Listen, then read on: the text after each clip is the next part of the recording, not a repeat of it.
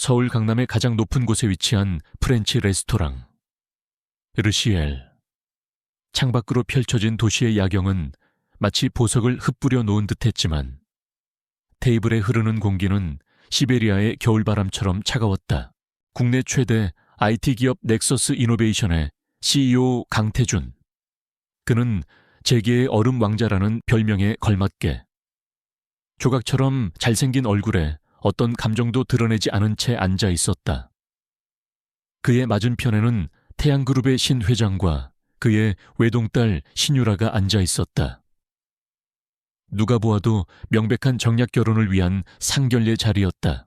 강 대표, 우리 태준이라고 불러도 되겠지.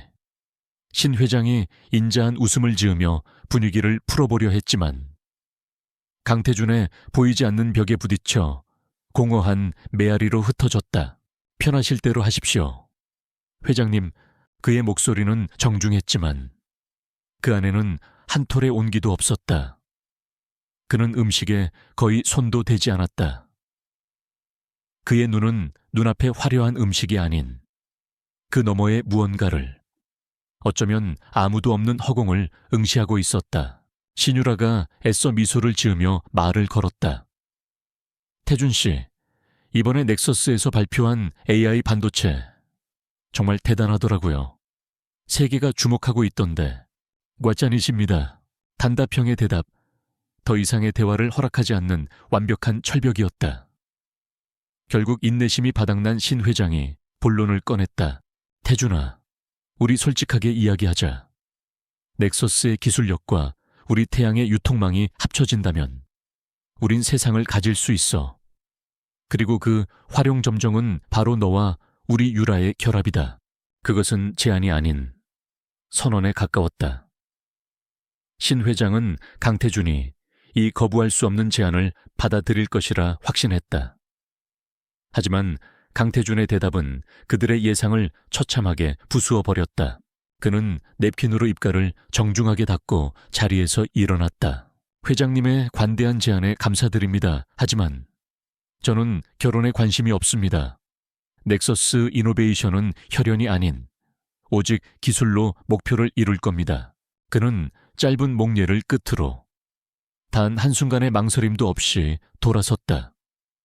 그의 뒷모습에 대고 무언가 소리치려던 신 회장과 모욕감에 얼굴이 새빨개진 신유라를 남겨둔 채 그는 언제나 이런 식이었다. 세상의 모든 여자와 그들이 내미는 모든 달콤한 제안을 얼음장 같은 무관심으로 거절했다. 그는 비서나 운전기사 없이 혼자 자신의 차를 몰았다. 검은색 마이바흐가 서울의 밤거리로 소리 없이 미끄러져 들어갔다. 그것은 그의 고독한 성격을 보여주는 하나의 습관이었다. 차 안에서 그는 방금 전의 만남을 머릿속에서 완전히 지워버렸다. 그에게 결혼이란, 사랑이란 신뢰할 수 없는 감정의 유희이자 가장 위험한 비즈니스일 뿐이었다. 절컥, 그의 뇌리에서 오래된 기억의 자물쇠가 풀리는 소리가 들렸다. 눈물로 얼룩진 한 여자의 얼굴, 배신감에 떨리던 목소리. 그는 거친 숨을 내쉬며 고개를 흔들었다. 과거의 트라우마가 망령처럼 그의 발목을 잡고 있었다. 그때 하늘이 번쩍이며 굵은 빗방울이 차창을 때리기 시작했다. 순식간에 장대비로 변한 폭우가 도시의 모든 소음을 집어삼켰다. 그는 복잡한 머리를 식히기 위해 평소처럼 서울 외곽의 한적한 상일로 차를 몰았다. 구불구불한 2차선 도로, 가로등도 거의 없는 어두운 길을 오직 그의 차 한 대만이 달리고 있었다. 빗줄기는 더욱 거세졌고 와이퍼는 쉴 새 없이 움직였지만 시야는 점점 더 흐릿해졌다. 바로 그 순간이었다. 칠흑 같은 어둠 속에서 헤드라이트를 끈 두 대의 검은색 SUV가 유령처럼 나타나 그의 차 앞뒤를 막아섰다. 끼 굉음과 함께 마이바흐는 빗길에 미끄러지며 멈춰 섰다. 강태준의 눈빛이 순식간에 차갑게 변했다. 우연이 아니었다. 완벽하게 계획된 습격, 차에서 내린 검은 옷에 사내들이 쇠 파이프를 들고 그의 차로 다가왔다. 쾅 운전석 유리창이 박살나며 유리 파편이 튀었다. 그는 몸을 숙여 파편을 피하는 동시에 글러브 박스에서 묵직한 호신용 3단봉을 꺼내 들었다. 책상 뒤에만 앉아있는 온실 속 화초가 아니라는 것을 증명하듯 그의 움직임은 빠르고 절도 있었다. 하지만 상대는 너무 많았고 너무나도 전문적이었다. 차에서 끌어내려진 그는 빗속에서 필사적으로 저항했다. 그의 주먹이 한 명의 턱을 가격했고 3단봉이 다른 한 명의 팔을 내리쳤다. 하지만 등 뒤에서 날아온 둔탁한 충격에 그의 머리가 크게 울렸다. 시야가 흐려지고 다리가 풀렸다. 그리고 마지막으로 그의 옆구리를 파고드는 칼날의 차갑고 날카로운 감각. 크헉! 그는 비명을 삼키며 쓰러졌다. 붉은 피가 검은 아스팔트 위로 쏟아지는 빗물에 섞여 진홍색 강처럼 번져나갔다. 사내들은 그의 생사를 확인하지도 않고 마치 목적을 달성한 기계처럼 차를 타고 어둠 속으로 사라졌다. 빗줄기는 점점 더 거세졌다. 그의 의식은 차가운 빗물 속으로 깊고 어두운 심연으로 서서히 가라앉고 있었다. 같은 시각, 같은 도로 위를 또 다른 차량 한 대가 달리고 있었다. 요란한 마이바흐와는 달리 겉보기에는 평범하지만 강력한 성능을 숨긴 전술 차량이었다. 운전석에는 긴장한 표정의 남자가, 그리고 뒷좌석에는 한 여자가 앉아 있었다. 이지스 시큐리티의 CEO 윤서연. 그녀는 화려한 드레스 대신 활동성을 강조한 검은색 택티컬 기어 차림이었다. 젖은 머리카락 몇 가닥이 날카로운 그녀의 턱선에 붙어 있었다. 그녀는 방금 근처 별장에서 의뢰인의 도난당한 반도체 설계도를 회수하는 비밀 임무를 마치고 돌아오는 길이었다. 특수부대 장교 출신다운 그녀의 눈빛은 어둠 속에서도 한치의 흐트러짐 없이 주변을 경계하고 있었다. 대표님, 폭우 때문에 길이 좋지 않습니다. 속도를 줄이겠습니다. 그래, 조심해서 운전해. 김 팀장. 그때였다. 차량의 헤드라이트 불빛이 도로 옆 배수로에서 무언가를 비추었다. 폭우와 어둠 속에서 보통 사람이라면 결코 알아챌 수 없었을 아주 희미한 금속성 빛이었다. 윤서연의 눈이 가늘어졌다. 지하세워. 네, 하지만 대표님, 쓰라면 세워. 그녀의 목소리에는 거부할 수 없는 단호함이 실려 있었다. 차가 멈추자마자 그녀는 쏟아지는 비를 아랑곳하지 않고 차 문을 열고 밖으로 나섰다. 그녀의 군화가 빗물이 고인 아스팔트를 첨벙거렸다. 그녀의 예리한 눈이 포착했던 것은 진흙탕 속에 반쯤 파묻힌 남자의 손목시계였다. 그리고 그 시계에 연결된 축 늘어진 남자의 팔. 그녀는 즉시 상황의 심각성을 깨달았다. 배수로 안에는 한 남자가 쓰러져 있었다. 온몸은 비와 흙으로 뒤덮여 있었고 값비싼 수트는 갈기갈기 찢겨 있었다. 미동도 없는 그의 얼굴은 창백했다. 그녀는 망설임 없이 몸을 낮춰 그의 상태를 살폈다. 목에 경동맥에서 희미하게, 아주 희미하게 맥박이 느껴졌다. 아직 살아있다. 그녀의 뇌는 즉시 전투 모드로 전환되었다. 패닉은 없었다. 오직 냉철한 상황 판단과 훈련된 움직임만이 존재했다. 김 팀장 차에서 긴급 의료 키트 가져와 빨리. 그녀는 고함을 치며 남자의 상처를 확인하기 시작했다. 머리에는 둔기에 맞은 깊은 열상이, 그리고 옆구리에는 자상, 동맥이 손상되었을 가능성이 높은 치명적인 상처였다. 과다출혈로 쇼크 상태에 빠지기 직전이었다. 김 팀장이 가져온 최첨단 의료 키트를 열자 그녀의 손놀림은 마치 수술실의 외과 의사처럼 빠르고 정확해졌다. 그녀는 지혈제를 상처에 쏟아붓고 압박붕대로 능숙하게 상처 부위를 감쌌다. 목과 척추 손상을 우려해 조심스럽게 그의 몸을 고정했다. 이 폭우 속에서 구급차를 기다리는 것은 자살 행위였다. 병원까지 얼마나 걸리지? 가장 가까운 저희 협력 병원까지. 이 속도로는 최소 20분입니다. 빔슨분 안에 도착해 그녀는 김 팀장과 함께 거구의 남자를 안다시피 해서 차량 뒷좌석으로 옮겼다. 차량의 비상등이 붉게 번쩍이며 밤의 어둠을 갈랐다. 윤서연은 좁은 차량 뒷좌석에서 남자의 상처 부위를 계속해서 압박하며 그의 꺼져가는 생명을 붙들고 있었다. 의식 없는 남자의 머리가 그녀의 어깨에 무겁게 기대어졌다. 그녀는 이 남자가 누구인지 몰랐다.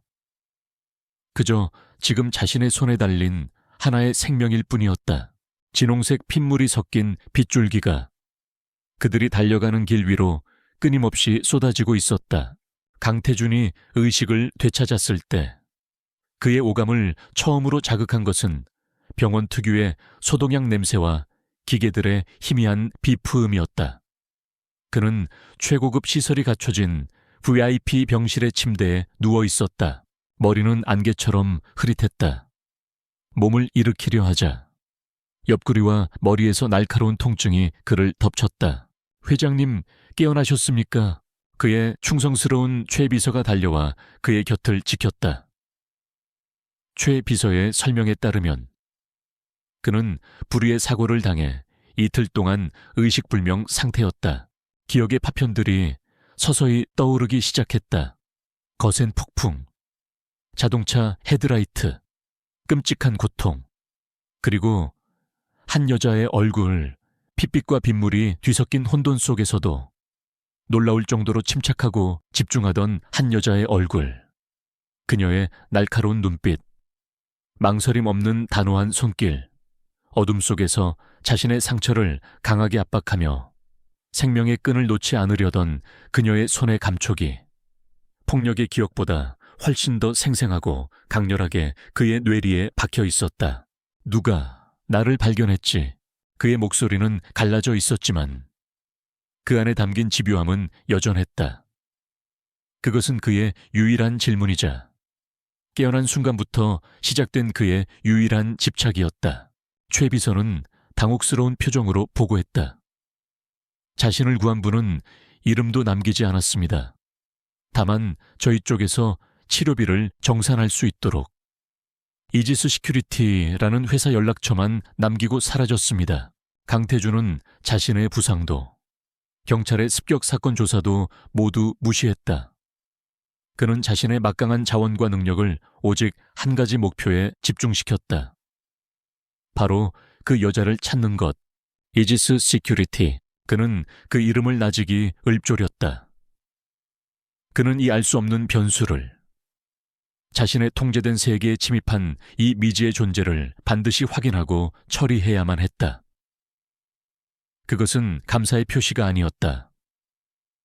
반드시 갚아야 할 빚이자 흐트러진 질서를 바로잡으려는 그의 강박적인 본능이었다. 그 회사와 대표에 대해 알아봐. 모든 것을 최 비서가 가져온 보고서는 강태준의 예상을 뛰어넘는 것이었다. 그는 놀라움을 감추지 못했다. 이지스 시큐리티는 작은 경우 업체가 아니었다. VVIP 고객만을 대상으로 하는 업계 최고의 실력을 자랑하는 최전개 위기관리 전문 기업이었다. 그리고 그 대표는 윤서연 707 특수임무대대 대위 출신. 수많은 비밀 작전에서 공을 세운 전쟁 영웅 전역 후 자신의 회사를 설립하여 불과 몇 년 만에 업계의 전설로 만든 입지전적인 인물. 강태준은 파일에 첨부된 그녀의 증명사진을 보았다. 그 여자였다. 빗속에서 보았던 그 강렬한 눈빛, 그 고요한 카리스마, 하지만 날카로운 비즈니스 수트 차림에 한 기업을 이끄는 CEO로서의 그녀는 또 다른 느낌이었다. 그녀는 돈이나 권력으로 감동시킬 수 있는 종류의 여자가 아니었다. 그녀는 그와 동등한 자신만의 왕국을 다스리는 군주였다. 강태준은 의사의 만류를 뿌리치고 병원에서 퇴원했다. 그리고 곧장 윤서연에게 면담을 요청했다. 약속 장소는 그녀의 회사, 이지스 시큐리티 본사였다. 그녀의 성격을 반영하듯 이지스 시큐리티의 본사는 불필요한 장식은 배제된 채 최첨단 보안 시스템과 기능성만이 강조된 견고한 요새와 같았다. 윤서연은 그가 치료비 정산과 공식적인 감사 인사를 위해 찾아왔을 것이라 짐작했다. 그녀에게 그는 그저 비 오는 밤의 의뢰인일 뿐, 그 이상도 이하도 아니었다. 마침내 두 사람이 마주 앉았다. 강태준은 부상의 흔적을 완벽하게 감춘 흠잡을 데 없는 얼음 왕자의 모습으로 돌아와 있었다. 그는 언제나처럼 대화의 주도권을 잡으려 했다. 내 목숨을 구해주셨더군요. 돈으로는 갚을 수 없는 빚입니다. 그는 비즈니스 거래를 하듯 단도직입적으로 본론을 꺼냈다. 윤서연은 그저 고개를 끄덕였다. 거액의 기부금이나 사업 계약을 제안하려나 보다 하고 짐작했다. 사람을 구하는 것은 저희 회사의 업무 중 하나입니다. 감사 인사만으로도 충분합니다. 그녀의 대답은 지극히 사무적이었다. 강태준은 그런 그녀의 눈을 똑바로 응시했다. 감사 인사만으로는 부족합니다. 그래서 내가 가진 가장 가치 있는 것을 제안하려고 합니다. 그는 잠시 말을 멈췄다. 그리고 그의 입에서 세상 그 누구도 상상하지 못했던 말이 튀어나왔다. 윤서연 대표, 나와 결혼해 주십시오. 사무실 안에 모든 소음이 멎었다. 최의 비서조차 자신의 귀를 의심하며 얼어붙었다. 윤서연의 완벽했던 포커페이스가 처음으로 깨졌다. 하지만 강태준이 예상했던 방식과는 전혀 달랐다. 그녀는 당황하거나 얼굴을 붉히지 않았다. 그녀는 마치 정신 나간 사람을 보는 듯한 눈으로 그를 쳐다보았다. 그리고 다음 순간 그녀의 입술에서 작고 믿을 수 없다는 듯한 웃음소리가 터져 나왔다. 강태준의 평정심에 처음으로 균열을 낸 것은 그의 적들이 아닌 바로 그 여자의 웃음소리였다. 강태준 회장님. 그녀는 겨우 웃음을 참으며 말했다. 그 목소리에는 날카로운 비꿈이 섞여 있었다. 창의적인 제안에 감사드립니다만 아무래도 의사들이 생각했던 것보다 머리 부상이 더 심각하신 모양입니다. 그녀는 자리에서 일어섰다. 그것은 면담의 종료를 의미했다. 이지스 시큐리티는 중세시대의 결혼 제안 같은 걸로는 보수를 받지 않습니다. 저희 서비스에 대한 청구서는 비서실로 보내드리도록 하죠. 그리고 제 조언은 병원으로 돌아가 보시는 게 좋겠다는 겁니다.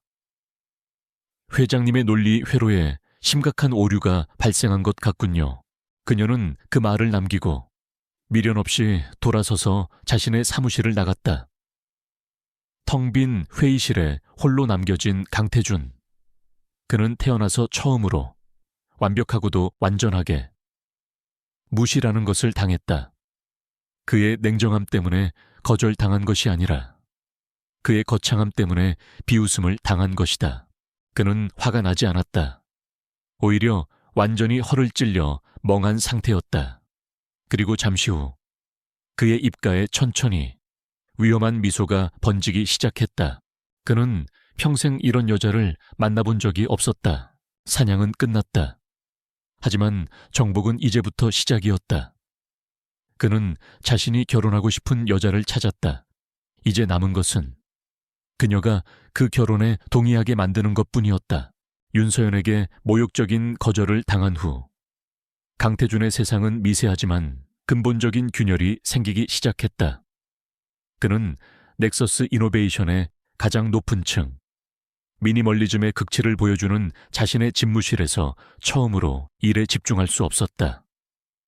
그의 시선은 사업 보고서가 아닌 이지스 시큐리티와 그 대표 윤서연에 대한 파일에 고정되어 있었다. 그의 인생에서 거절이란 존재하지 않는 단어였다. 그가 원하면 세상은 움직였다. 하지만 그녀는 달랐다. 그의 부와 권력을 비웃었고 그의 제안을 정신 나간 소리로 치부했다. 그것은 그에게 굴욕이 아니었다. 난생 처음 느껴보는 지독히도 짜릿한 자극이었다. 그는 사랑이나 연애 같은 비논리적인 감정을 이해하지 못했다. 그래서 그는 이 새로운 문제를 그가 유일하게 이해하는 방식으로 접근하기로 결심했다. 바로 비즈니스였다. 귀비세요. 네, 회장님, 그 여자가 나와 결혼하지 않겠다면 회사를 사버리면 돼. 그럼 내 곁에 둘 수 있겠지. 그의 논리는 지독히도 오만하고 독선적이었지만 그것이 바로 강태준이라는 남자가 세상을 움직이는 방식이었다. 그는 자신의 전략이 완벽하다고 믿었다. 그날 이후 제게는 전례 없는 사건으로 술렁이기 시작했다. IT 공룡 넥서스 이노베이션이 아무런 연관성도 없어 보이는 보안 전문 업체 이지스 시큐리티에 대한 적대적 인수합병을 선언한 것이다. 강태준의 구애는 꽃다발이나 보석이 아닌 자본의 칼날이 되어 윤서연을 향했다. 그는 넥서스의 막대한 자본을 이용해 이지스 시큐리티의 외부 투자자 지분을 닥치는 대로 사들였다. 이지스의 핵심 고객사들에게는 넥서스의 최첨단 기술과 결합된 파격적인 조건의 보안 패키지를 제안하며 빼내가려 했다. 심지어 그녀의 핵심 인력들에게는 천문학적인 연봉을 제시하며 영입을 시도했다. IT 업계의 거대한 포식자가 갑자기 자신의 영역을 침범하자 모두가 그 의도를 궁금해했다. 하지만 윤서연은 이 모든 공격의 배후가 누구인지 그리고 그 이유가 무엇인지를 정확히 알고 있었다. 이지스 시큐리티의 지휘 통제실. 수십 개의 모니터가 넥서스의 공격으로 인한 시장의 변화를 실시간으로 보여주고 있었다. 직원들의 얼굴에는 불안감이 감돌았지만 그 중심에 선 윤서연은 조금도 흔들리지 않았다. 그녀는 두려움 대신 자신의 영역을 침범한 오만한 수컷에 대한 차가운 분노에 휩싸였다. 전원 각자의 위치에서 방어 태세를 유지해 그녀는 무너지지 않았다. 오히려 전술의 천재였던 과거 특수부대 장교의 모습으로 돌아가 눈부신 방역을 시작했다. 고객사가 넥서스의 제안을 받고 흔들리면 그녀는 직접 찾아갔다. 가격 경쟁 대신 그녀는 이지스 시큐리티의 핵심 가치를 증명해 보였다. 알고리즘이 대체할 수 없는 현장 요원들의 경험과 직관, 예측 불가능한 위기 상황에서 빛을 발하는 인간 중심의 보안 철학 그녀의 설득에 대부분의 핵심 고객사들은 이지스에 대한 신뢰를 거두지 않았다. 핵심 인력들이 넥서스의 제안을 받았다는 보고를 받자 그녀는 전 직원을 소집했다. 그녀는 상황을 투명하게 공개했다. 그리고 돈 대신 다른 것을 제시했다. 위험한 현장에서 함께 생사를 넘나들었던 동료의 서로의 등을 믿고 맡길 수 있는 신뢰. 돈으로는 살 수 없는 이지스 시큐리티만의 자부심. 그녀의 진심에 이지스의 핵심 요원들은 거에게 스카우트 제의를 단호히 거절했다. 그들의 충성심은 돈이 아닌 윤서연이라는 사람 자체에 대한 것이었다. 그녀는 자신의 사제를 털고 자신을 믿는 몇몇 후원자들의 도움을 받아 외부 지분을 다시 사들이며 회사에 대한 지배력을 더욱 공고히 했다. 간접적인 공격이 모두 막히자 강태준은 결국 정면 대결을 선택했다. 그는 소액주주의 권리를 이용해 이지스 시큐리티의 긴급 이사회를 소집했다. 이지스 시큐리티의 회의실. 한쪽에는 강태준과 그의 변호인단이, 다른 한쪽에는 윤서연과 그녀의 핵심 간부들이 앉아 있었다. 양복을 입고 있었지만 전직군 장교 출신들인 그녀의 간부들에게서는 여전히 야전의 살벌한 기운이 풍겼다. 강태준은 합병 제안서를 내밀었다. 넥서스의 기술과 이지스의 전문성이 결합되면 엄청난 시너지를 낼 것이라는 지극히 합리적이고 논리적인 제안이었다. 하지만 윤서연은 그의 제안서를 테이블 위에서 조용히 밀어냈다. 강 회장님. 그녀가 입을 열었다. 목소리는 차분했지만 그 안에는 강철 같은 의지가 담겨 있었다. 당신의 제안은 표면적으로는 완벽해 보입니다. 하지만 당신은 가장 중요한 것을 간과하고 있습니다. 그녀는 그의 눈을 똑바로 쳐다보며 말했다. 넥서스 이노베이션은 제품을 파는 회사입니다. 하지만 우리 이지스 시큐리티는 신뢰를 파는 회사입니다. 신뢰는 돈으로 살 수 있는 것이 아닙니다. 그녀는 그의 논리를, 그의 세계를 정면으로 부정했다. 비즈니스 논리가 무너지자 마침내 그들의 진짜 갈등이 수면 위로 드러났다. 왜 이렇게까지 반대하는 겁니까? 강태준이 답답하다는 듯 물었다. 이건 당신 회사에게도 최고의 제안입니다. 혹시 나 때문에, 내 결혼 제안 때문에 이러는 겁니까? 그의 말에 윤서연의 눈빛이 싸늘하게 빛났다. 제 회사는 심심한 재벌 2세가 가지고 노는 장난감이 아닙니다. 강태준 씨, 그리고 나 역시 비즈니스 거래 끝에 얻어내는 전리품이 아니고요. 그녀는 자리에서 일어섰다. 당신은 돈으로 모든 것을 살 수 있다고 믿는 모양이지만 당신은 내 회사를 살 수 없고 내 직원들의 충성심도 살 수 없으며, 그리고 분명히 말하지만 나를 살 수도 없습니다. 이 사회는 이걸로 끝내죠. 그녀는 미련 없이 회의실을 나갔다. 그녀의 뒤를 따르는 간부들의 모습은 마치 여왕을 호위하는 무적의 기사단 같았다. 텅 빈 회의실에 다시 홀로 남겨진 강태준. 그의 변호사들은 아무 말도 하지 못했다. 그는 전략적으로도 논리적으로도 완벽하게 패배했다. 그는 분노해야 마땅했다. 하지만 분노가 가라앉은 자리에 전혀 다른 감정이 싹트기 시작했다. 그것은 굴욕감이 섞인 깊은 존중이었고 곧이어 걷잡을 수 없는 경탄으로 변해가고 있었다. 그는 그녀의 왕국을 정복하려 했지만 그녀는 완벽하게 그것을 지켜냈다. 그녀는 단순한 요새가 아니었다. 그 요새를 다스리는 여왕이었다. 그는 회의실 창밖으로 펼쳐진 도시를 내려다보았다. 그의 전략은 실패했다. 그의 돈과 권력은 그녀의 의지 앞에서 무용지물이었다. 그는 이제 접근 방식을 완전히 바꾸어야 한다는 것을 깨달았다. 게임은 이제 훨씬 더 어려워졌고 동시에 비교할 수 없을 만큼 더 흥미로워졌다. 그는 나지막이 읊조렸다.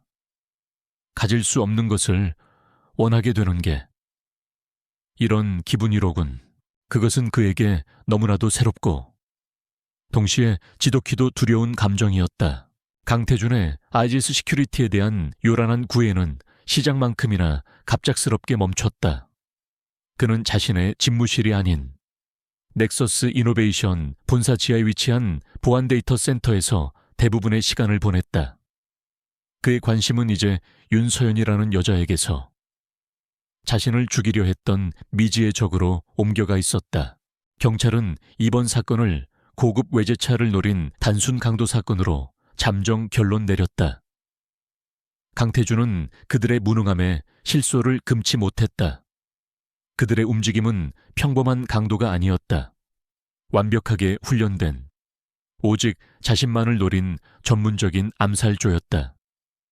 그는 경찰을 믿지 않았다. 그는 오직 자신의 자원과 능력만을 믿었다.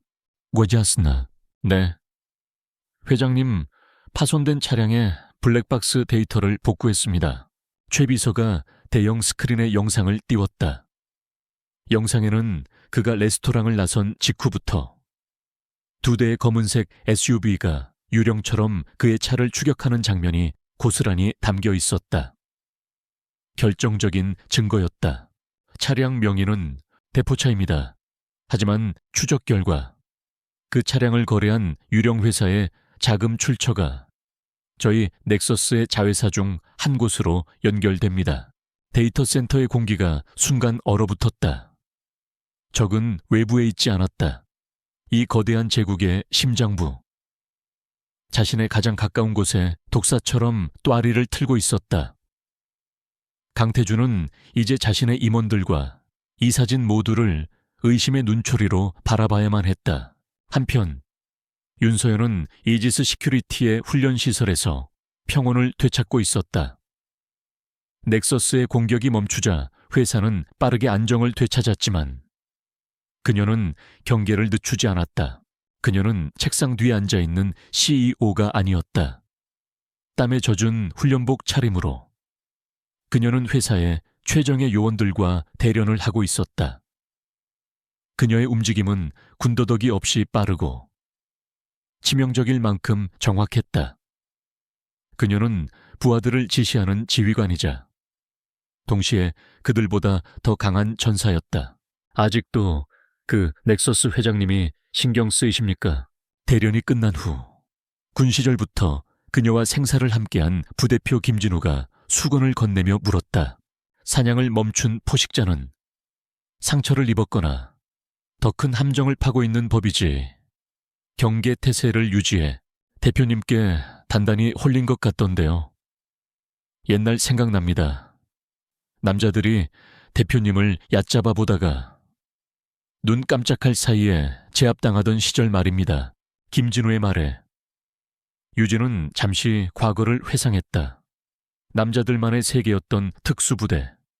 그곳에서 살아남기 위해, 인정받기 위해 그녀는 남자들보다 2배로 노력하고 3배로 강해져야만 했다. 그녀의 자립심과 강인함은 바로 그 치열했던 시간 속에서 단련된 것이었다. 권력 있는 남자들이 자신을 통제하려 들 때마다 그녀가 본능적인 거부감을 느끼는 이유이기도 했다.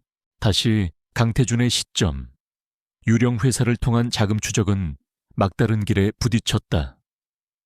하지만 용의자의 범위는 좁혀졌다. 이 일을 계획하고 실행할 만한 동기와 능력을 갖춘 인물.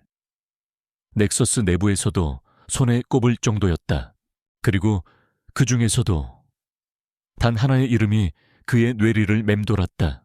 최진석 부회장 아버지의 시대부터 넥서스에 몸담아온 원로이자 호시탐탐 자신의 자리를 노리던 야심가.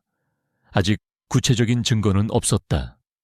하지만 보어드룸 회의실에서의 그의 본능은 전쟁터에서의 윤서연의 본능만큼이나 날카로웠다. 그는 최진석이 범인이라고 확신했다. 이제 이것은 단순한 비즈니스 경쟁이 아니었다. 자신의 목숨을 노리는 내부의 반역자를 색출해야 하는 외로운 싸움이었다. 그는 제국의 왕좌에 앉아 있었지만 그 누구도 믿을 수 없었다. 그 고독과 압박감 속에서 그는 자신도 모르게 한 사람을 떠올렸다.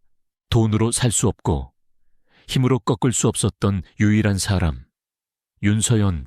그는 충동적으로 그리고 이전과는 완전히 다른 방식으로 그녀에게 접근하기로 결심했다. 그는 비서를 통해 오만한 CEO가 아닌 한 개인으로서 그녀에게 연락했다. 목숨을 구해준 것에 대해 제대로 된 식사 한 끼를 대접하고 싶다는 지극히 평범한 이유였다. 윤서연은 의심했다. 그의 첫 번째 본능은 당연히 거절이었다. 하지만 그녀 역시 궁금했다. 요란했던 인수합병 시도는 왜 갑자기 멈춘 것일까? 그의 진짜 속셈은 무엇일까? 보안 전문가로서 그녀는 정보의 가치를 누구보다 잘 알고 있었다. 그와의 만남은 그의 다음 수를 파악할 수 있는 좋은 기회가 될 수 있었다. 좋아요. 하지만 시간과 장소는 제가 정합니다. 그녀는 자신의 조건에 그의 제안을 받아들였다. 결전의 장소 같았던 회의실이 아닌 조용한 한정식집의 별실. 그들의 저녁 식사는 어색한 긴장감 속에서 시작되었다. 이것은 데이트가 아니었다. 서로의 의도를 파악하기 위한 고도의 탐색전이었다. 강태준은 평소와 달리 말이 없었고 내면의 싸움으로 인한 피로감이 그의 얼굴에 드리워져 있었다. 그는 맞은편에 앉은 여자를 비즈니스 파트너나 정복의 대상이 아닌 한 명의 인간으로서 바라보았다. 그리고 그는 그의 얼음 갑옷을 깨뜨리는 아주 사적인 질문을 던졌다. 윤 대표님, 당신의 일은 사람을 상대하는 일이잖소. 어떻게, 누굴 믿어야 할지 압니까? 그 질문은 회의실의 날 선 공방과는 전혀 다른 것이었다. 그것은 기업의 총수가 아닌 사방이 적인 고독한 남자의 질문이었다. 처음으로 드러낸 그의 연약한 모습. 윤서연은 그의 날 것 그대로의 질문에 잠시 할 말을 잃었다. 그녀는 처음으로 오만한 억만장자가 아닌 위험에 처한 고독한 한 남자를 보았다. 그녀의 직업적인 본능과 인간적인 연민이 동시에 자극받았다. 그들의 관계가 단순한 적대감을 넘어 훨씬 더 복잡한 무언가로 변해가기 시작했음을 그녀는 직감했다. 그녀는 그에게 어떻게 대답해야 할지 천천히 생각하기 시작했다.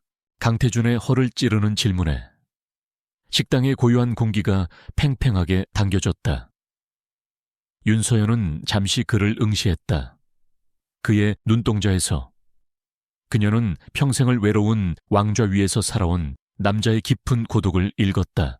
그녀는 훈련받은 대로 감정을 배제하고 사실에 입각하여 대답했다. 신뢰는 감정이 아닙니다. 회장님, 신뢰는 리스크 평가죠. 저는 사람을 믿지 않습니다. 그 사람의 행동 패턴, 동기, 그리고 한계를 믿을 뿐입니다. 그리고 그 누구도 믿을 수 없는 상황이 온다면 그때는 제 자신과 제가 받은 훈련만을 믿습니다. 그녀의 대답에는 감상주의가 없었지만 혹독한 현실을 꿰뚫는 지혜가 담겨 있었다. 강태준은 처음으로 누군가 자신의 언어로 자신의 세계를 이해해 주었다고 느꼈다. 그날의 저녁 식사는 따뜻함 없이 끝났지만 두 사람 사이에는 적대감 대신 기묘한 종류의 존중감이 싹트기 시작했다. 하지만 그들의 관계 변화를 어둠 속에서 지켜보는 또 다른 눈이 있었다. 최진석 부회장. 그는 강태준과 윤서연의 만남을 보고받고 즉시 위험을 감지했다. 그는 강태준이 외부의 조력자를 찾고 있으며 그 대상이 바로 이지스 시큐리티의 윤서연이라는 것을 정확히 꿰뚫어 보았다. 그는 윤서연이 강태준의 단순한 변덕이 아닌 자신의 계획에 있어 가장 큰 변수가 될 수 있음을 직감했다. 그는 그녀를 제거하기로 결심했다. 물리적인 공격은 불가능했다. 그녀는 보통 여자가 아니었다. 그래서 그는 그녀가 가장 소중히 여기는 것, 그녀의 자부심이자 왕국의 심장인 신뢰를 공격하기로 했다. 며칠 뒤 이지스 시큐리티는 창사 이래 최대의 위기를 맞았다. 정체불명의 해커 집단이 이지스의 철옹성 같던 내부 네트워크를 공격했다.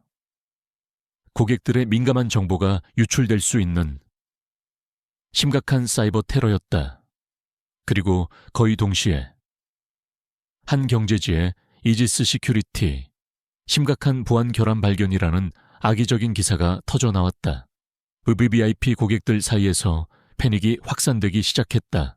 이지스 시큐리티의 지휘 통제실은 전쟁터를 방불케 했다. 윤서연은 수십 시간째 잠도 자지 않고 네트워크 방어와 고객 대응을 진두지휘했다. 그녀는 이것이 단순한 사이버 공격이 아님을 알았다. 타이밍이 너무나도 절묘했다.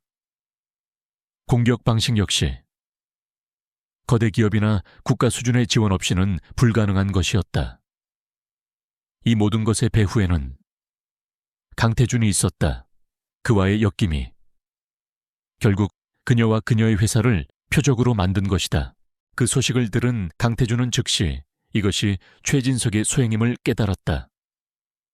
자신을 직접 공격할 수 없으니 자신의 가장 약한 고리. 하지만 동시에 지금 가장 신경 쓰이는 존재인 윤서연을 공격한 것이다. 그의 가슴 속에서 분노와 함께 지독한 죄책감이 치밀어 올랐다. 그녀가 위험에 처한 것은 바로 자신 때문이었다. 그는 망설이지 않고 그녀의 사무실로 향했다. 이번에는 구원자도 인수자도 아니었다. 잠재적인 동맹으로서였다.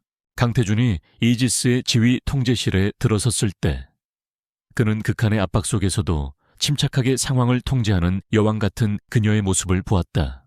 그는 곧장 본론으로 들어갔다. 이건 내 잘못입니다. 당신을 공격하는 적은 바로 나의 적입니다. 그러니 내가 돕게 해주시오. 그는 한 걸음 더 나아갔다. 아니, 돕는 수준이 아니오. 나를.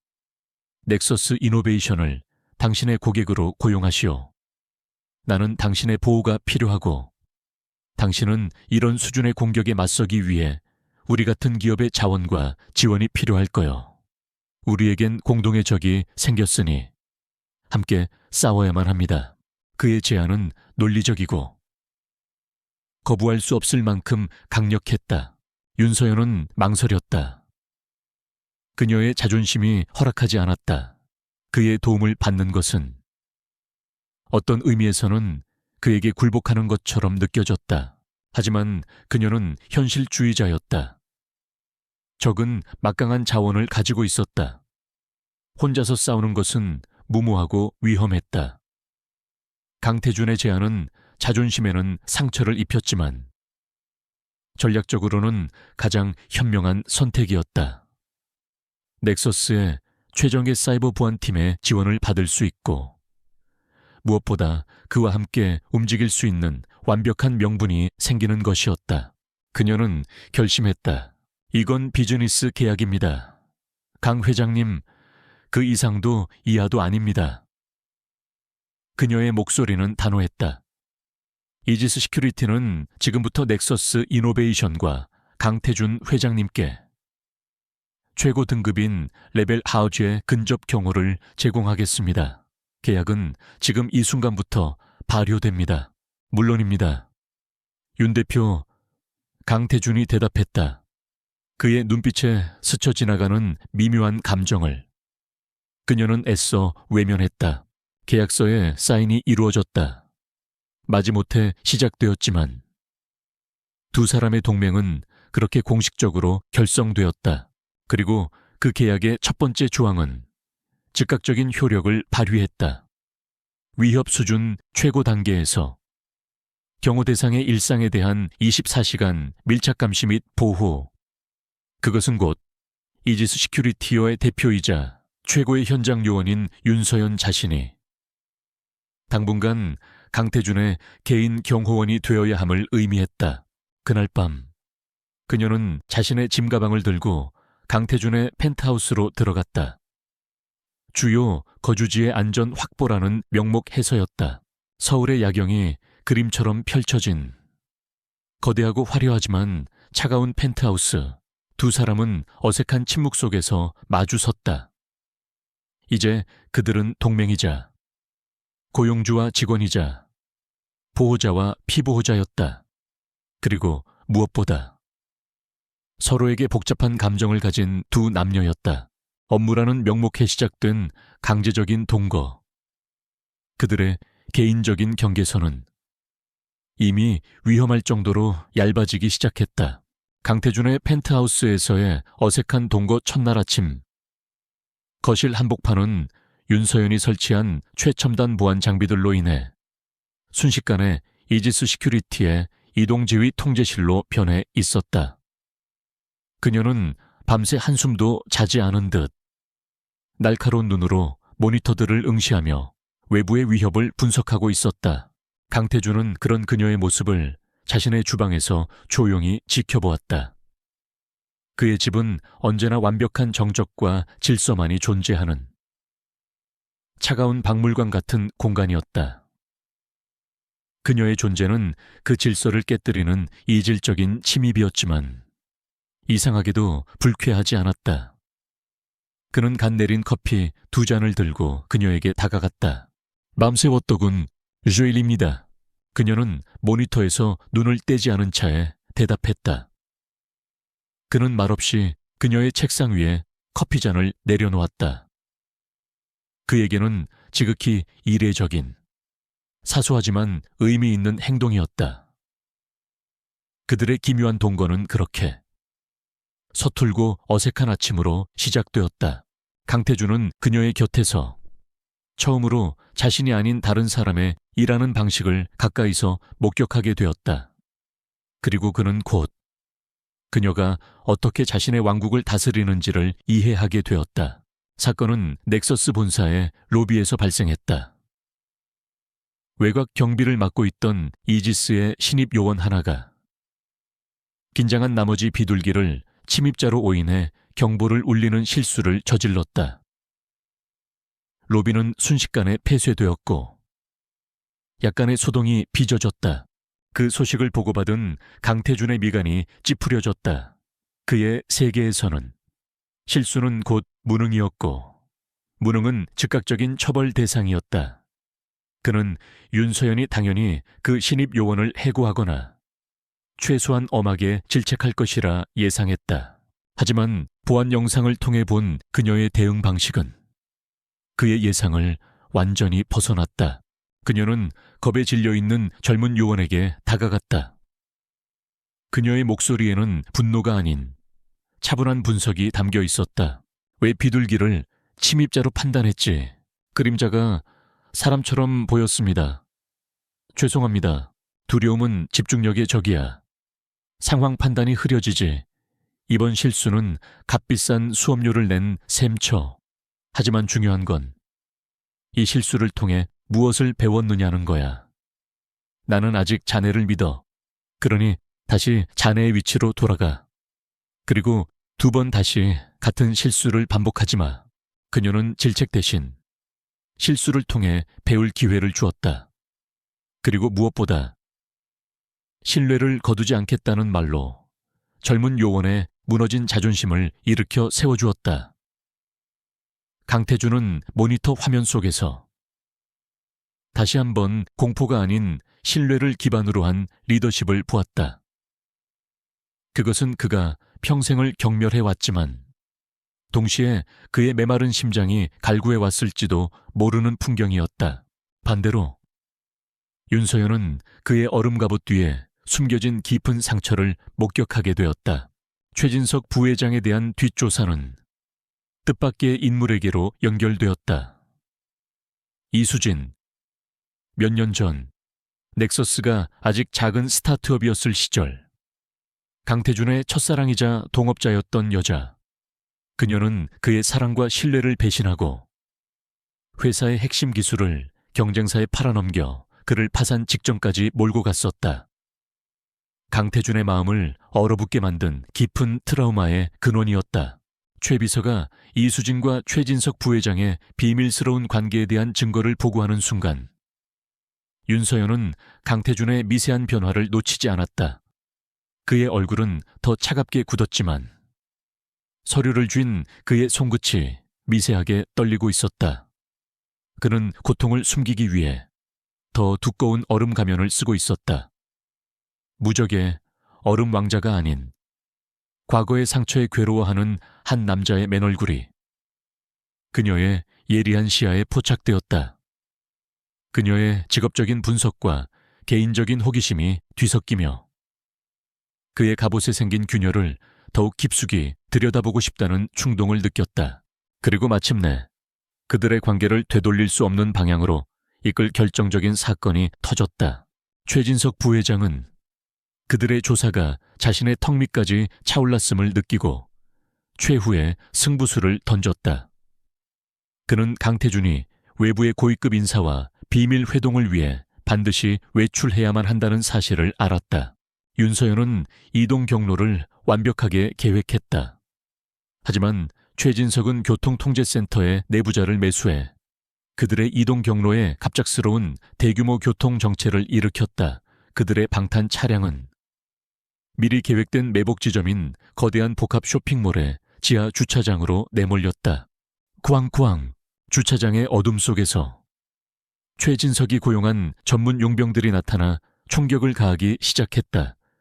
좁고 폐쇄된 주차장 안에서 지옥 같은 총격전과 추격전이 벌어졌다.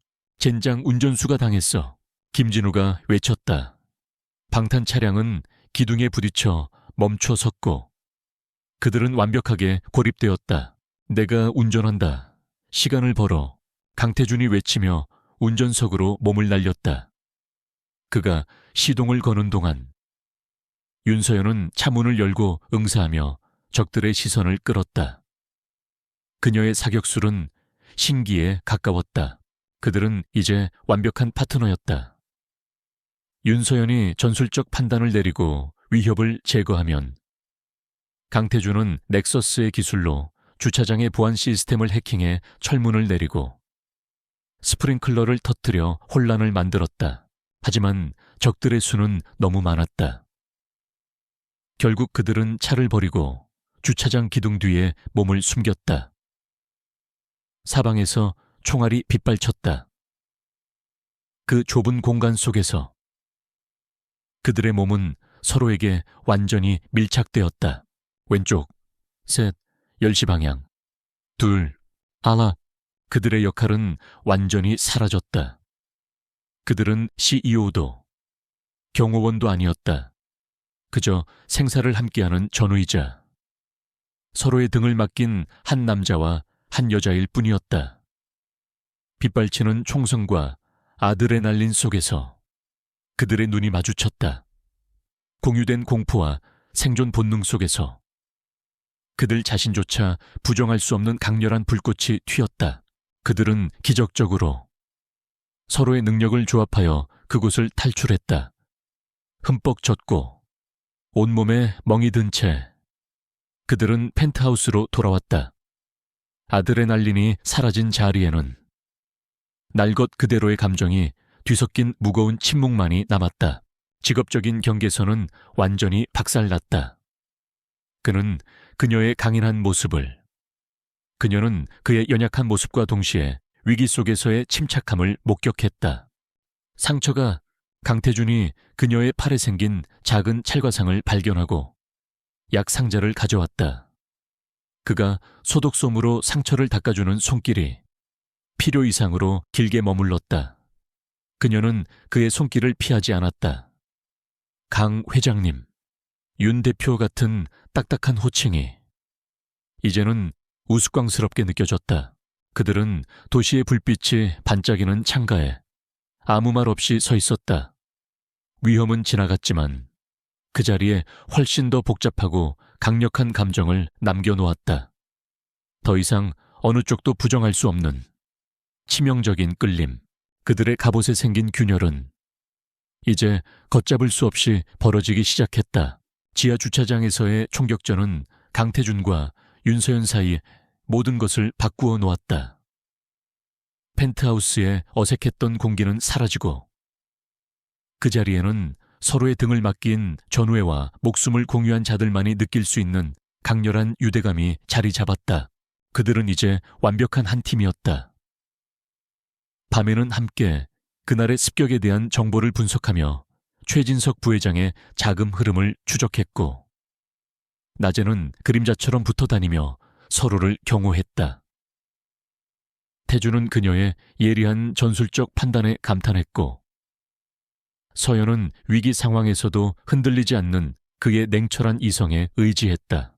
이른 새벽, 데이터를 분석하며 함께 커피를 마시는 것이 그들의 새로운 일상이 되었다. 태블릿 PC를 건네주다 스치는 손길에 둘 사이에는 말로 표현할 수 없는 미묘한 전류가 흘렀다.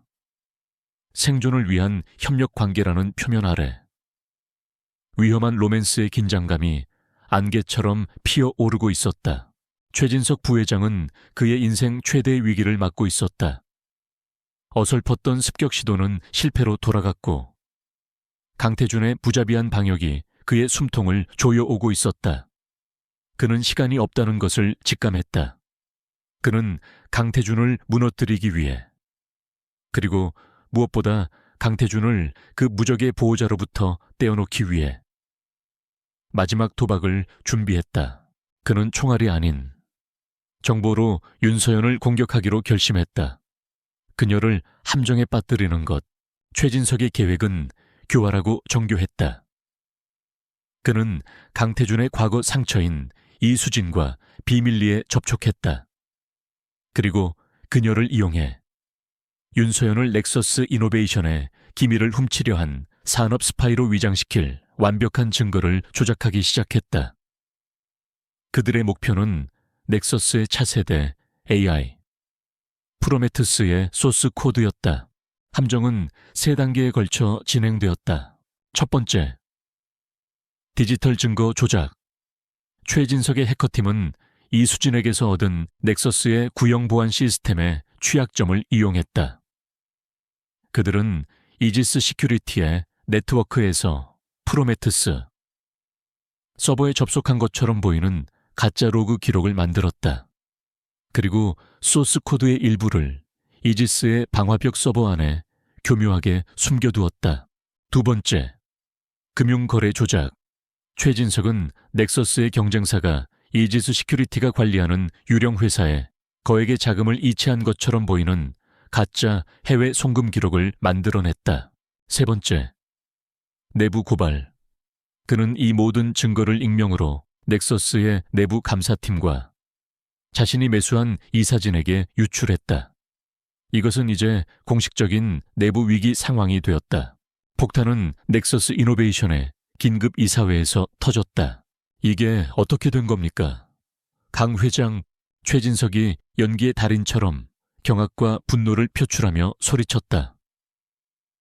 이사진 앞에 대형 스크린에는 윤서연을 범인으로 지목하는 반박 불가의 증거들이 떠 있었다.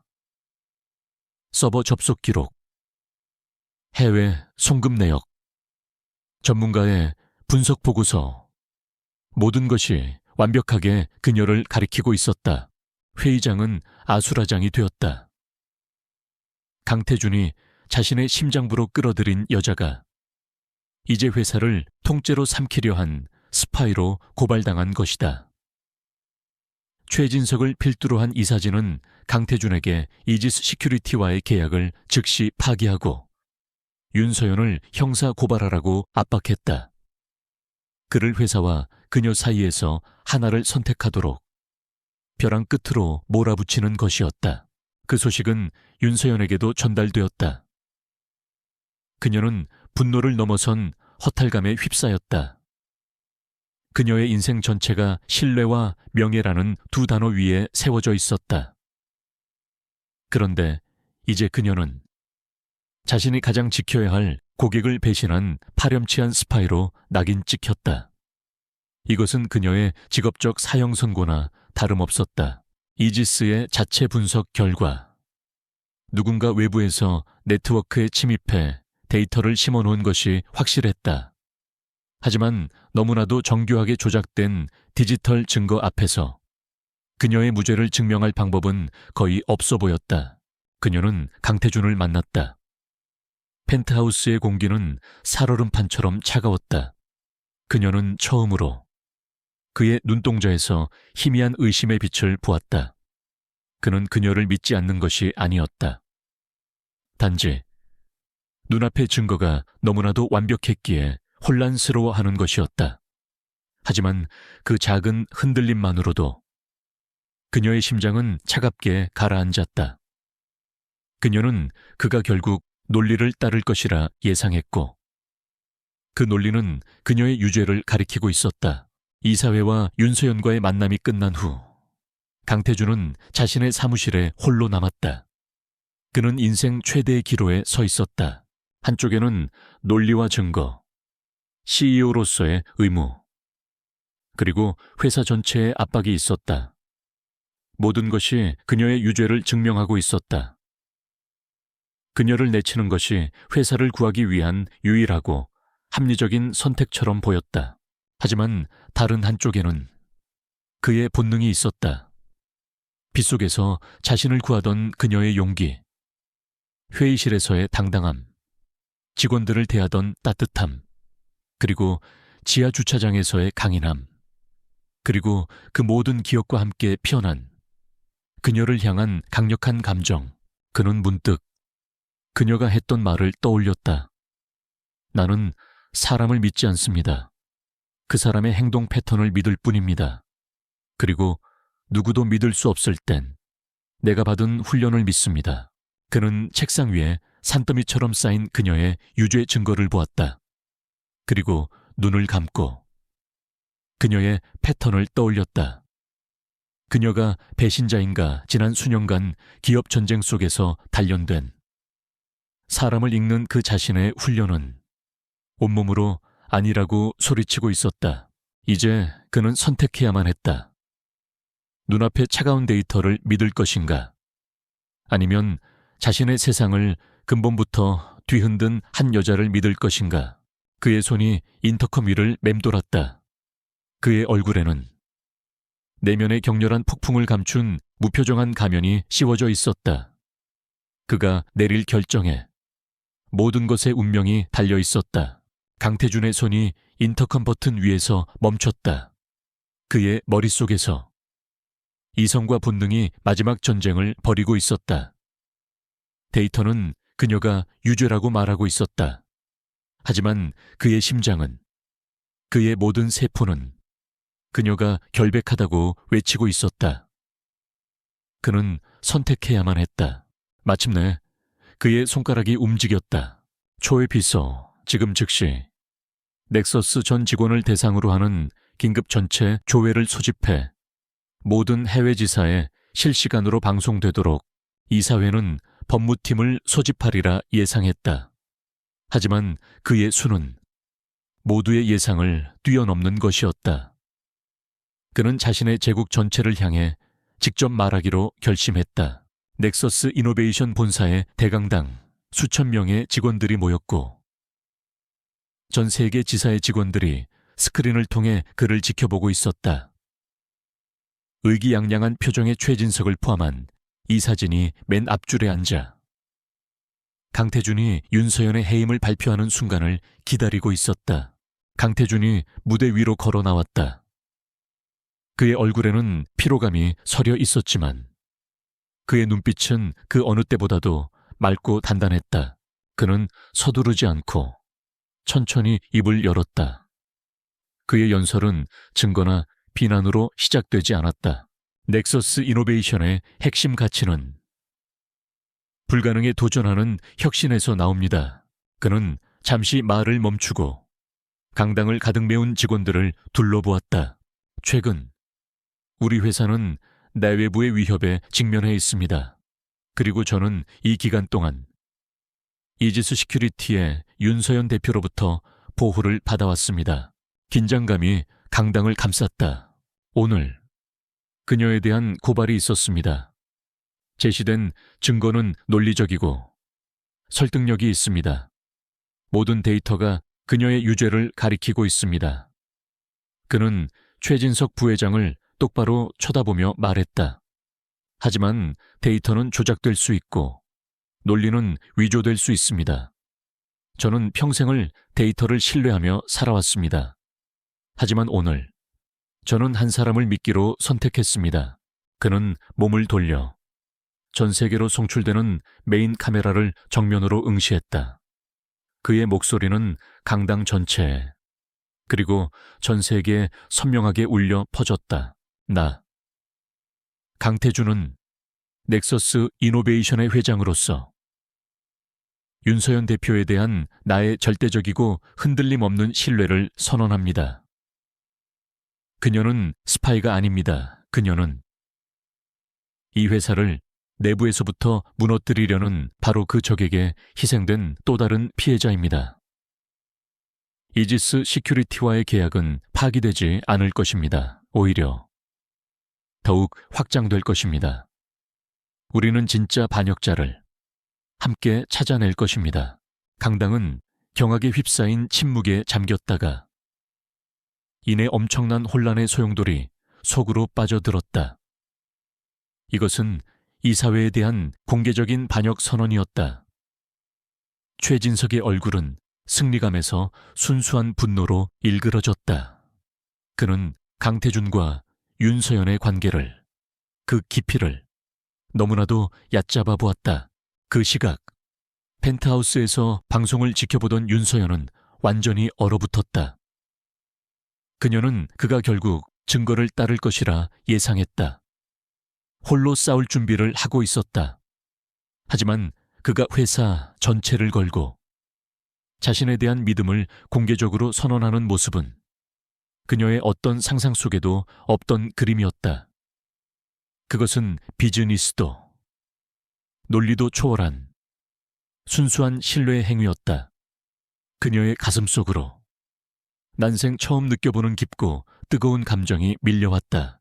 강태준의 선언은 전쟁의 시작을 알리는 신호탄이었다. 넥서스는 이제 그를 지지하는 세력과 최진석을 따르는 세력으로 명확히 나뉘었다. 내전이 시작된 것이다. 강태준이 펜트하우스로 돌아왔을 때 두 사람 사이의 공기는 완전히 달라져 있었다. 마지막 남았던 불신의 장벽이 무너져 내렸다. 당신은 모든 것을 걸었어요. 나를 위해서. 윤서연이 조용한 목소리로 말했다. 왜죠? 나이 훈련이. 그가 그녀의 말을 인용하며 대답했다. 당신이 결백하다고 말했으니까. 그리고 당신을 잃는다는 건 상상할 수 없으니까. 그것은 그의 첫 번째, 서툴지만 진실된 고백이었다. 이제 그들은 단순한 동맹이 아닌 완벽한 파트너가 되었다. 그녀의 전술적인 두뇌와 그의 막강한 기업 권력이 하나의 무기가 되었다.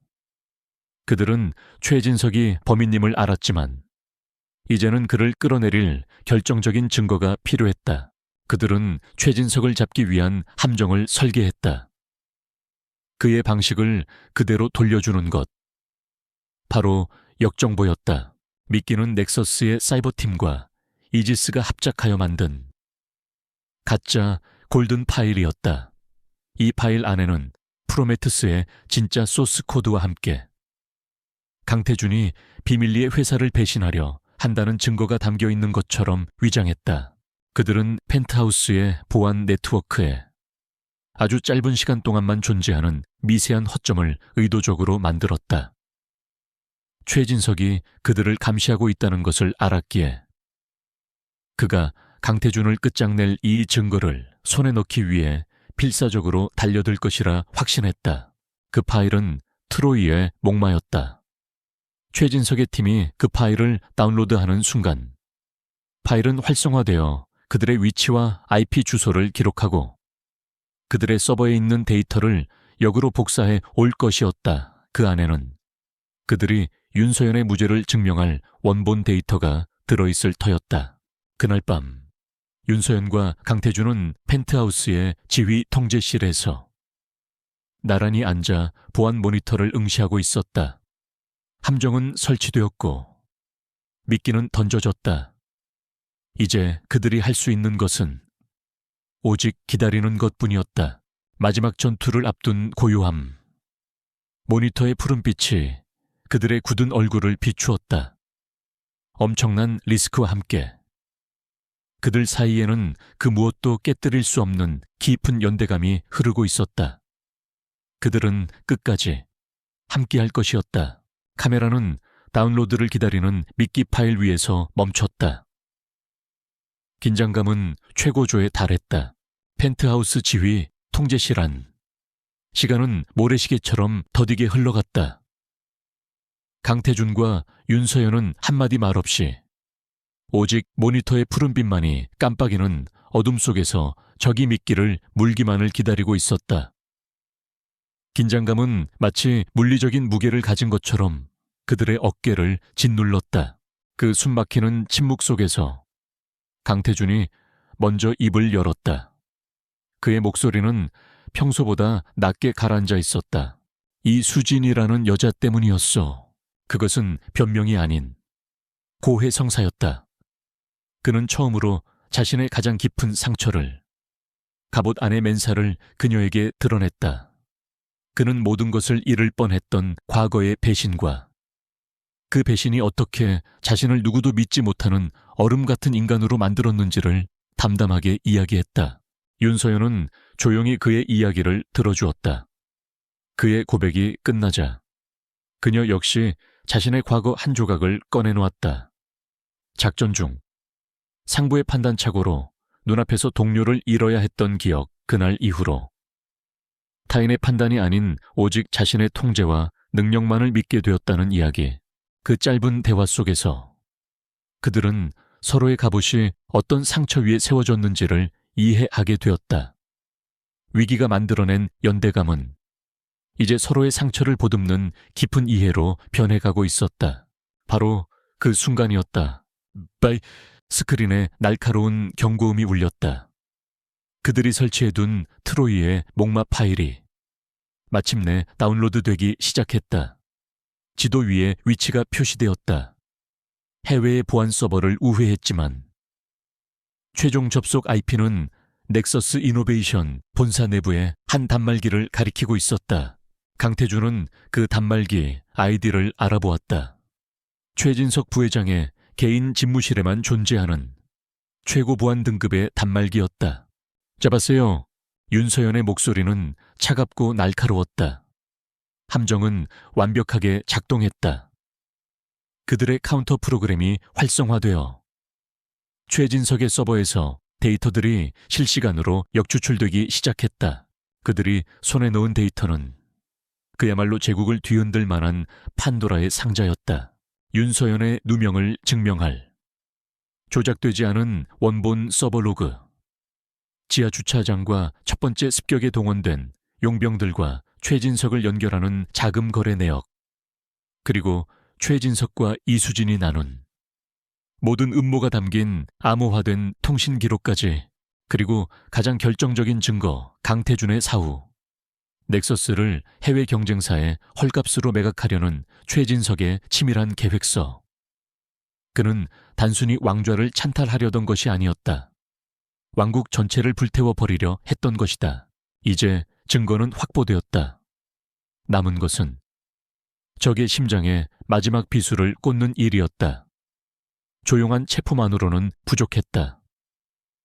강태준은 자신의 회사에 기생하던 암적인 존재를 온 세상 앞에서 도려내야만 했다. 내일 오전 긴급 이사회를 소집하지. 공식적인 소집 이유는 진행 중인 보안 위기와 회장 불신임 안건에 대한 최종 표결이었다. 황금 파일을 손에 넣었다고 굳게 믿고 있는 최진석은 강태준을 끝장낼 마지막 순간이 왔다고 확신하며 의기양양하게 이사회 소집에 동의했다. 그는 자신이 스스로 단두대 위로 걸어 들어가고 있다는 사실을 전혀 알지 못했다. 다음 날 아침 넥서스 이노베이션의 이사회 회의실, 공기는 저기로 가득 차 있었다.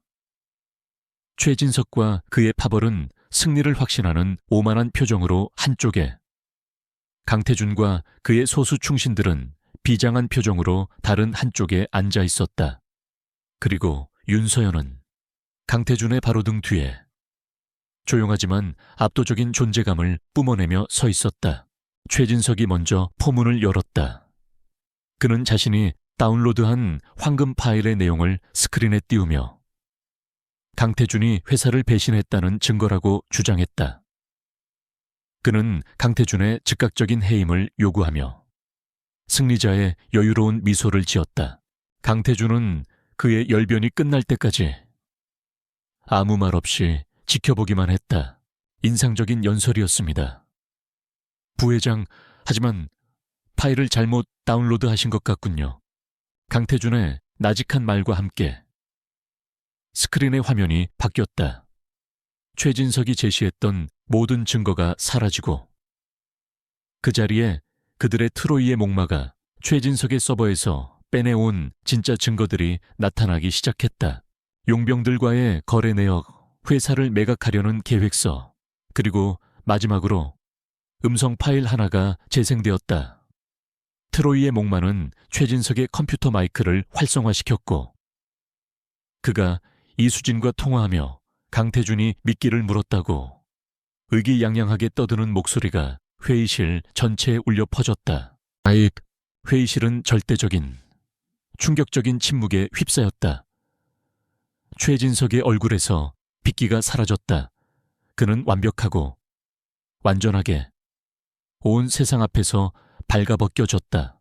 체크메이트 윤서연의 지휘를 받는 이지스의 보안팀 요원들이 회의실로 들어와 최진석을 체포했다.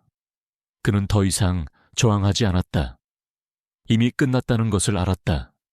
끌려나가던 그의 눈과 강태준의 눈이 허공에서 마주쳤다. 그의 눈에는 증오 대신 모든 것을 잃어버린 자의 공허함만이 남아있었다. 회의실은 아수라장이 되었다. 강태준은 테이블의 상석에 서서 모든 혼란을 잠재웠다. 그는 윤서연을 바라보았다. 그녀는 그에게 거의 알아챌 수 없을 만큼 작게 고개를 끄덕여 보였다. 전쟁은 끝났다. 그들의 승리였다. 하지만 이제 그들을 위협하던 적이 사라진 고요한 폐허 속에서 그들은 오롯이 둘만 남게 되었다. 혼돈 속에서 애써 미뤄두었던 서로를 향한 감정을 마주해야 할 시간이 온 것이다. 최진석 부회장이 체포된 며칠 후 재계를 뒤흔들었던 거대한 폭풍은 서서히 잦아들고 있었다. 넥서스 이노베이션은 대대적인 내부 정화 작업에 들어갔지만 급박했던 위기는 막을 내렸다. 강태준의 펜트하우스 역시 길었던 전쟁의 흔적을 지우고 있었다. 지휘 통제실로 변했던 거실의 장비들이 하나둘씩 철수되자 공간은 다시 본래의 차가운 모습을 되찾아갔다. 하지만 공기는 예전과 달랐다. 전쟁의 긴장감이 사라진 자리에는 어색하지만 미묘한 설렘이 감돌고 있었다. 윤서연은 자신의 짐을 챙기고 있었다. 계약은 완수되었다. 이제 그녀가 이곳에 머물러야 할 직업적인 이유는 사라졌다. 위험이 사라진 지금 그들은 다시 각자의 세계로 돌아가야 하는 걸까? 그 질문이 두 사람 사이에 무겁게 놓여 있었다. 강태준은 짐을 싸는 그녀의 뒷모습을 말없이 바라보았다.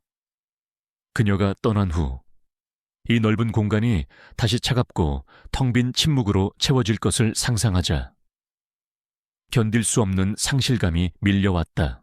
그는 변했다.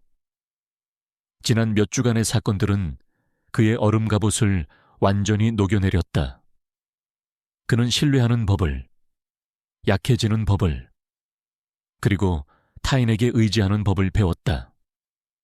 그는 더 이상 과거의 얼음 왕자가 아니었다.